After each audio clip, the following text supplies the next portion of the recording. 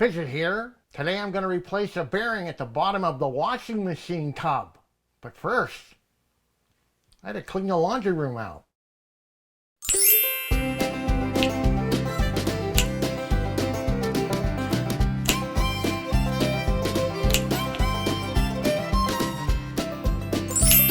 Don't be dumb no more with the Irregular. Mr. Fidgett. The washing machine squeaks, and I'm going to attempt to fix it. The first thing you do when you're working on anything electrical, what? Not make coffee, what? Unplug the electric. So we're going to do that right now. Just kidding. And shut off the hot and cold water.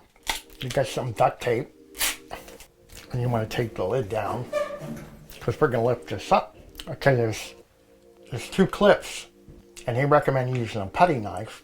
My good friend Mike Hughes said I should always keep a spatula in my toolbox. It comes in very handy, and if you're making eggs, you won't be left in the lurch. So you just come in.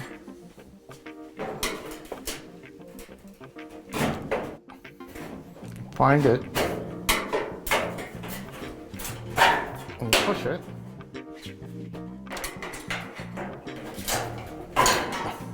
I used a bungee cord to hold the lid out of the way so that we can get ready for our next step, which is taking out the tub. Is you have to remove this. This is a fabric softener dispenser. I don't use fabric softener myself because I think there's too many chemicals in it. So I use baking soda. You foods are going to keep your smells to yourselves. Party pooper! There's a cap on it, okay? And you pull this out, dog hair. We have dogs, so there's dog hair everywhere. And you take a 1/2-inch ratchet and move this bolt.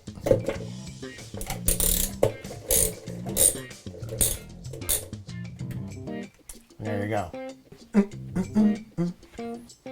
Okay, so now we're going to take the agitator out. I was supposed to used to call my cousin Michael the agitator.